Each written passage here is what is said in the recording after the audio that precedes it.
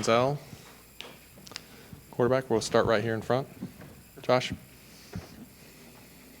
Johnny, what was today like for you from start to finish, emotion-wise, and you finished it off, sawing them off in the crowd? Just take us through that. Yeah, it was awesome. I mean, a great atmosphere for our last home game of the year.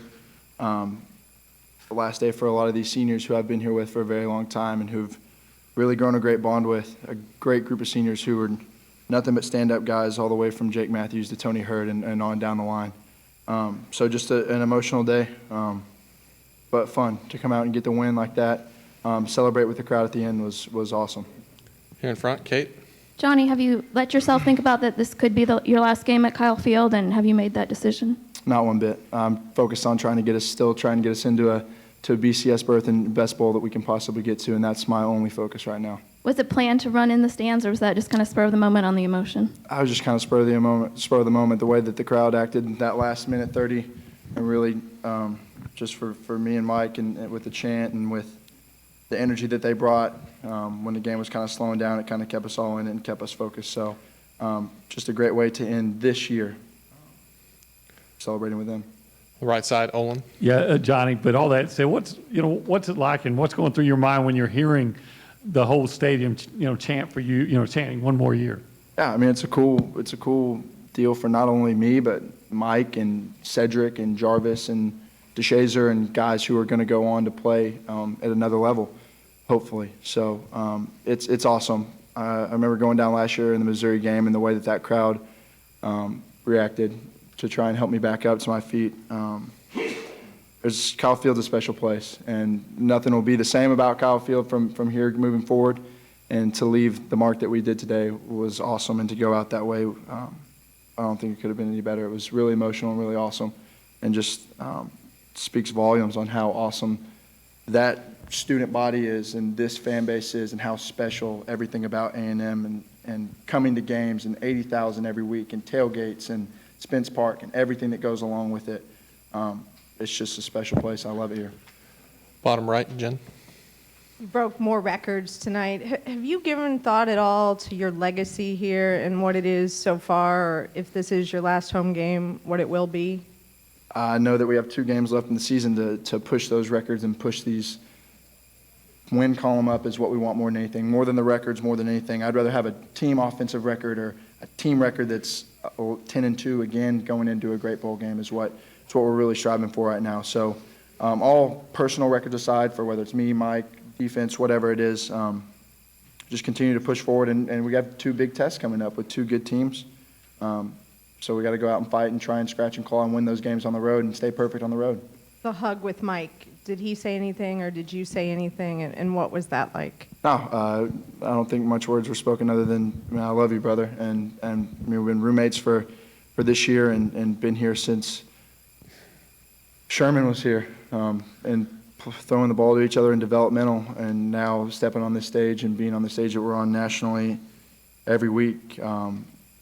We're both really blessed, and both have a great supporting cast and great teammates and great coaches and a great love and support from the student body that absolutely loves this team. So it's awesome. I love that kid. Good time for 2 or 3 more. Right here in the middle. Johnny, you got 1 SEC team down. You got 2 more to go. You got the extra week before LSU. How much are you going to pay attention to tonight's game versus Alabama, and what are you going to work on over the next 2 weeks to secure a win against them on the road? Well, first off, being a football fan, being a fan of college football, it's going to be fun to watch a game like this. I mean, this game comes down to the wire every year against LSU, Alabama. So 2 great teams that happen to be in our conference. So it's going to be fun watching the game, having a little rest this week, but still getting geared up and focused to play a great LSU team who came in our house and beat us last year. So a lot of focus, make sure we're focused, watching a lot of film on a defense that scheme-wise does some good things. So for us to continue to stay focused, I got to keep these guys focused, and whether it's come in and sit them all down as a team or whatever it is. But people who think we don't have a chance to do something that hasn't been done at this school in a long time really are crazy, because we still have a chance to do almost everything that we wanted to do. We still have a chance to win out and go to a BCS Bowl and still do some really special things here. So that's what we're striving for. Those are our goals. Brent in the right side middle. Johnny, we asked you this question about a year ago. How much attention are you paying to the Heisman Trophy race? And obviously your perspective is a little different this year. Yeah, I wasn't even in it for a long time last year, and didn't really get much into it last year, and same way this year. My sole focus and I want nothing more than to win these next 2 games and to get into a good bowl game, as good as we can, and go 10-2 in another regular season. I want that just, I can't even put it into words how bad I want that for seniors on this team, for this team in general. There's really nothing other than those 2 games that we're focusing on. Get healthy throughout the bye week, everybody that needs it. Watch film, stay focused, get some time off, but still know that we have 2 tasks left on the schedule that could really put us over the top. We'll go to the back, Darrell, and then we'll finish with Olin. Johnny, can you talk about your wide receiving corps? I know when the season started, there was a lot of hype about them and talking about Mike and Ricky Seals, but can you talk specifically about Travis Labhart and where this kid has come from?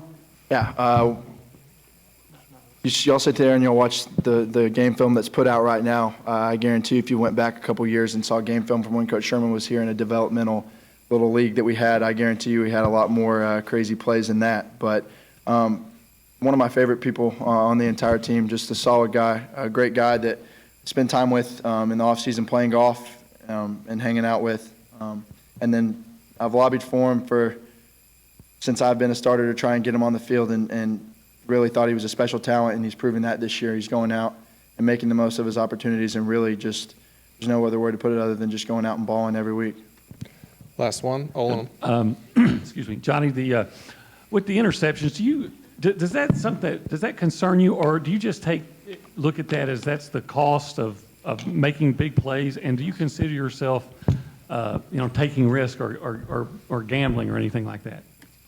There's times where I'll come back, and the experience that I've gained over the past couple years, I know on the 3rd pick to Mike, I knew better than that. It's greed is a terrible thing, and to sit there and really want to hit that touchdown to Mike, and trying my best to look off that safety and still going to him anyway.